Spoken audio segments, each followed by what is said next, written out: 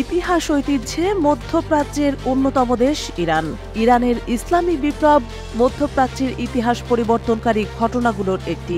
ভূরাজনৈতিকভাবে অত্যন্ত গুরুত্বপূর্ণ অবস্থানে থাকা ইরানে হাজার বছরের রাজতন্ত্রের ইতিহাসের ছেদ ঘটে ১৯৭৯-এর ইরানি বিপ্লবের মাধ্যমে। তৎকালীন শাহের সীমাহীন দুর্নীতি আর দমনপীড়নের প্রতিবাদে সামাজিক সাম্য, গণতন্ত্র আর বৈদেশিক প্রভাব থেকে মুক্তির দাবিতে মাসের পর মাস আন্দোলন, শত শত আন্দোলনকারীর জীবনের প্রতিদানের ফলাফল ১৯৭৯-এর ইরানি বিপ্লব। সেই থেকে গত ৪৫ বছর ধরে পাশ্চাত্য সভ্যতার হুমকি হয়ে মাথা উঁচু করে দাঁড়িয়ে আছে ইরানিরা।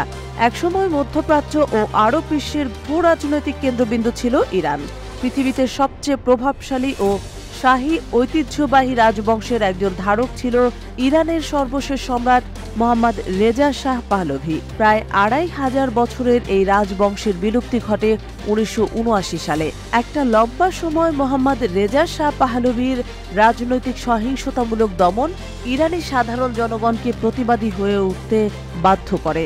১৯৬০-এর দশকে মার্ক্সবাদী ফাদাইয়ান ই খালক ও ইসলামী বামপন্থী মুজাহিদিন ই খালক নামক দুটি জঙ্গি গোষ্ঠী বিভিন্ন সরকারি কর্মকর্তাদের উপর আক্রমণ চালাতে শুরু করে। আয়াতুল্লাহ খোমেনির নেতৃত্বে ধর্মীয় গোষ্ঠী এবং আলী শরীয়তির নেতৃত্বে বুদ্ধিজীবী গোষ্ঠী থেকে আরও কার্যকর ও বুদ্ধিবৃত্তিক বিরোধিতা আসতে শুরু করে। আলী শরীয়তি একজন ফরাসি থেকে শিক্ষার্জন করা বুদ্ধিজীবী, যিনি আলজেরীয় এবং কিউবান বিপ্লব দ্বারা অনুপ্রাণিত হয়েছিল। তিনি সামাজিক ন্যায় বিচারের জন্য সক্রিয় সংগ্রামের আহ্বান জানান এবং সমাজের পশ্চিমা মডেলের পরিবর্তে ইসলামী সাংস্কৃতিক ঐতিহ্যের গুরুত্বের প্রতি আহ্বান জানান। তিনি শিয়া পণ্ডিতদের সমালোচনা করেছিলেন, তাদের শতাব্দী পুরাতন রাজনৈতিক শান্তির মতবাদে আটকে থাকার জন্য যা বিপ্লবী প্রগতিতে একটি উল্লেখযোগ্য বাধা হিসেবে দেখা যায়। আয়াতুল্লাহ খোমেনির মাধ্যমে প্রতিবন্ধকতাটি ভেঙে যায়, যিনি ১৯৬৩ সালের বিক্ষোভে স্পষ্ট ভূমিকা পালন করার জন্য অগ্রসর হন এবং ফলস্বরূপ নির্বাসিত হন। শাহকে খোলাখুলিভাবে সমালোচনা করা তার রেকর্ডকৃত উপদেশ ইরানে ব্যাপকভাবে প্রচারিত হয়েছিল। ঔপনিবেশিক পশ্চিমা সাম্রাজ্যবাদের অবসান ঘটিয়ে ইসলামী রাষ্ট্রের নতুন ধারণা দ্বারা প্রভাবিত হয়ে ইসলামকে সম্পূর্ণরূপে বাস্তবায়ন করা যেতে পারে বলে খোমেনি যুক্তি দেন। কোরআনের উপর ভিত্তি করে ইসলামিক সরকার প্রতিষ্ঠা করা সম্ভব। উদাহরণস্বরূপ নবী মুহাম্মদ সাল্লাল্লাহু আলাইহি ওয়াসাল্লামের মদিনা রাষ্ট্রকে তিনি সামনে নিয়ে আসেন।